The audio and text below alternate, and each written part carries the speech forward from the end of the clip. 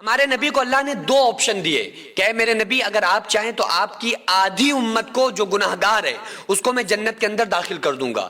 دوسرا آپشن یہ کہ یا آپ چاہیں تو آپ سفارش لے لیں, آپ چاہیں تو سفارش والے آپشن کو قبول کر لیں. تو آقا علیہ السلام نے شفاعت کو قبول کیا کہ نہیں اے پروردگار عالم تو مجھے حق شفاعت دے, قیامت کے دن میں اپنی امت کے لیے شفاعت کروں گا, سفارش کروں گا. تو صحابہ نے پوچھا یا رسول اللہ صلی اللہ علیہ وآلہ وسلم آپ جب قیامت کے دن سفارش کریں گے, اپنی امت کی شفاعت کریں گے, تو آپ کی شفاعت سے, آپ کی سفارش سے اللہ تعالیٰ کتنے لوگوں کو جنت میں داخل کر دے گا اور کتنے لوگ جہنم میں بچیں گے؟ تو قربان جاؤں اپنے نبی صلی اللہ علیہ وآلہ وسلم پر. ہمارے آقا فرماتے ہیں کہ میرے صحابہ سنو, جب تک اپنی امت کے ایک ایک کلمہ پڑھنے والے کو جہنم سے نکال کر جنت میں نہ لے جاؤں, میں محمد رسول اللہ صلی اللہ علیہ وآلہ وسلم کو چین نہیں آئے گا. ایک ایک امتی کا ہاتھ پکڑ کر میں جہنم سے نکال کر اپنی امت کو جنت میں لے کر کے جاؤں گا. ایسی فکر اور ایسا پیار تھا اپنی امت سے. آپ نے فرمایا قیامت کے دن اللہ تعالیٰ ہر نبی کے لیے ایک ممبر بچھائے گا, ایک ممبر بچھایا جائے گا اور انبیاء سے کہا جائے گا کہ اپنے اپنے ممبر پر بیٹھ جائیں. یہ ان کی قیامت کے دن حوصلہ افزائی کی جائے گی. آپ نے فرمایا کہ میرے لیے بھی ایک ممبر بچھایا جائے گا جو سب سے اعلیٰ, سب سے نوری ہوگا. لیکن اللہ فرمائے گا کہ میرے محبوب صلی اللہ علیہ وآلہ وسلم آپ بھی اس قیامت کے دن آپ اس نوری ممبر پر تشریف رکھیں, بیٹھ جائیں. تو آقا علیہ السلام نے ارشاد فرمایا میں نہیں بیٹھوں گا.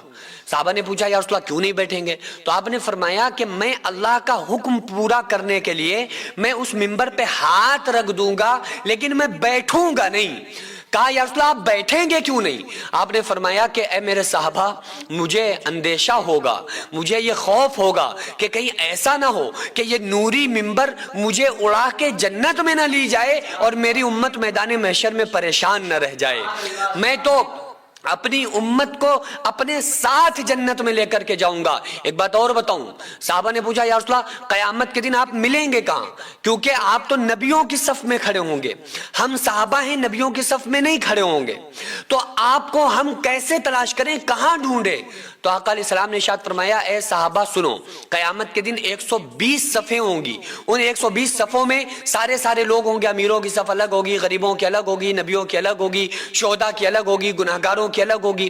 تو آپ نے فرمایا کہ اے میرے صحابہ قیامت کے دن اگر مجھے ڈھونڈنا چاہتے ہو تو مجھے نبیوں کی صف میں تلاش نہ کرنا, مجھے تم صحابہ کی صف میں مت ڈھونڈنا. کہا یا رسول اللہ پھر آپ کہاں ملیں گے؟ تو پیارے آقا فرماتے ہیں اے میرے صحابہ اگر مجھے قیامت کے دن ڈھونڈنا چاہتے ہو تو مجھے میری امت کے غریبوں میں تلاش کرنا. قیامت کے دن میں اپنی امت کے غریبوں کے ساتھ کھڑا ہوا ملوں گا, ان کے حساب کو آسان کراؤں گا, ان کو میں اپنے ساتھ جنت میں لے کر کے جاؤں گا. ایک مرتبہ آقا علیہ السلام جہاد میں گئے ہوئے تھے, 1 مہینے کے بعد جہاد سے واپس ہو رہے تھے. حضرت عائشہ فرماتی ہے کہ میں خوش تھی کہ آج رسول اللہ صلی اللہ علیہ وآلہ وسلم آ چکے ہیں, مسجد نبوی میں ہیں, تھوڑی دیر کے بعد ہمارے گھر میں داخل ہوں گے.